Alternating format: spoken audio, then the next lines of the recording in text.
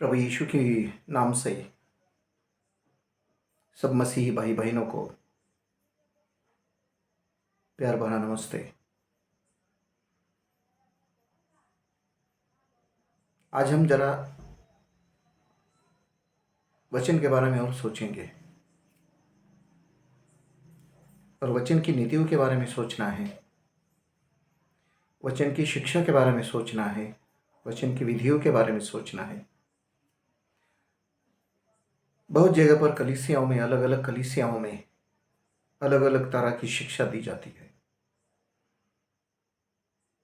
मैंने बहुत जगह पे सुना है अलग अलग तरह की शिक्षा होती है, अलग अलग तरह की मत प्रणाली होती है, अलग अलग तरह की थियोलॉजी भी होती है, फिलोसॉफी भी होती है। मगर बहुत लोग हैं कि जो शिक्षा को बाइबल से मैच करके नहीं देखते कभी, क्योंकि प्रचार करने वाला हमारा रिश्तेदार होता है, हमारा फ्रेंड होता है, हमारा पहचान वाला होता है, इसके लिए हम उसके ऊपर 100% भरोसा करके चलते हैं। अनंत जीवन में जाने के लिए हमें रिश्तेदारों की ज़रूरत नहीं, हमें पहचान पत्र की ज़रूरत नहीं, हमें थियोलॉजी की ज़रूरत नहीं, हमें वचन की ज़रूरत है। इसलिए प्रभु ने वचन हमें हमारे हाथ में सौंप दिया है। हमारी भाषा में हम जानते हैं, कई सौ भाषाओं में बाइबल भाषांतरित किया गया है। एक मुद्दे की बात है कि बहुत कलीसियाओं में जब शिक्षा दी जाती है तो एक शिक्षा दूसरी कलीसिया से नहीं मिलती, और हर एक शिक्षा देने वाला यही क्लेम करता है, यही दावा करता है कि हमारी शिक्षा बाइबल के अनुसार है। फिर सच्चा कौन और झूठा कौन हम जान नहीं सकते। तो जानने के लिए हमारे पास में एक तरीका, एक जरिया है, और वो है वचन। जब तक हम वचन में ढूंढेंगे नहीं, जब तक हम वचन में पढ़ेंगे नहीं, हमें शिक्षा कौन सी झूठी है, कौन सी सच्ची है, और कौन सी ठोकरें खिलाने वाली शिक्षा है, ये हम कभी नहीं जान पाएंगे।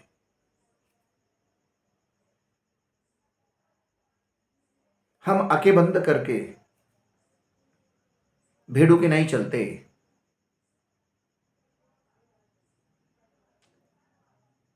हमारे जीवन में हमें आत्मिक भोजन दिया जाता है, हम आत्मिक भोजन ग्रहण करते हैं और उसी पे निर्भर होकर हम चलते हैं। फिर भी हमारे ना मन को शांति मिलती है, ना हमारे घर वालों को शांति मिलती है, ना हमारे बाल बच्चों को शांति मिलती है, ना चंगाई मिलती है।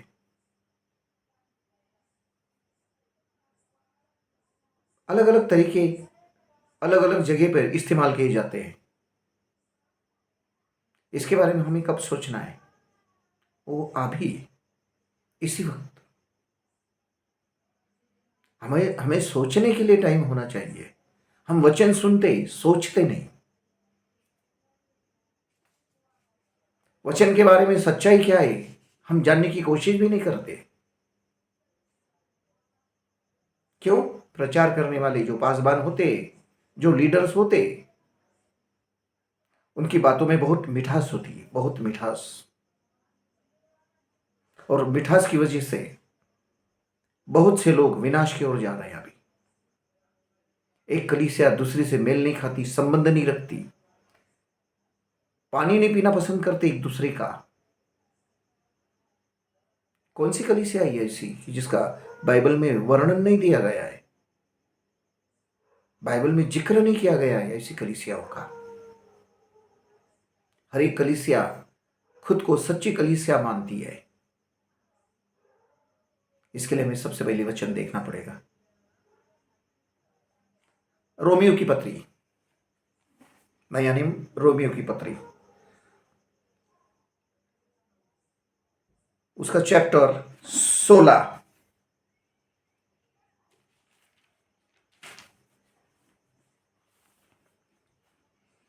और आयत है 17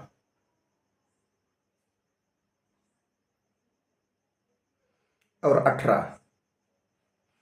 रोमे की पत्री 16 का 17 और 18 वचन हम पढ़ेंगे। अब हे भाइयों, मैं तुमसे विनती करता हूं कि जो लोग उस शिक्षा के विपरीत जो तुमने पाई है फूट डालने और ठोकर खिलाने का कारण होते हैं, उन्हें ताड़ लिया करो और उनसे दूर रहो, क्योंकि ऐसे लोग हमारे प्रभु मसीह की नहीं परंतु अपने पेट की सेवा करते हैं और चिकनी चुपड़ी बातों से सीधे साधे मन के लोगों को बहका देते हैं। आमीन। जो शिक्षा प्रभु ने दी उनके चेलों के द्वारा, उनके शिष्यों के द्वारा, और जो बाइबल में लिखी गई उस शिक्षा के विपरीत जो भी शिक्षा आपको मिलेंगी वो मसीह की शिक्षा नहीं है।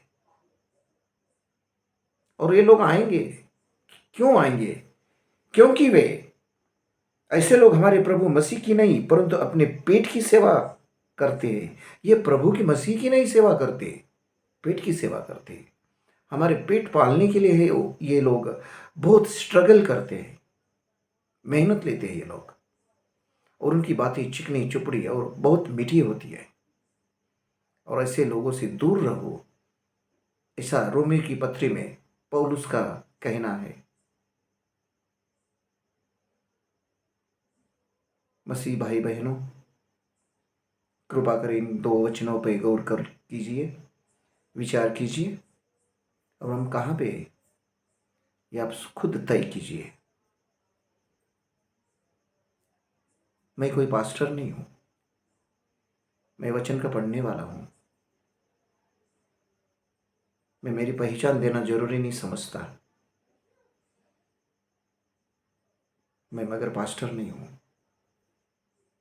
चलो आइए हम प्रार्थना करें। हमारे आसमानी पिता, इस समय के लिए हम तेरा धन्यवाद करते हैं। हमें समझने के लिए बुद्धि दे प्रभु कि हम वचन के अनुसार चले। यीशु मसीह के नाम से मांग लेते हैं, आमीन।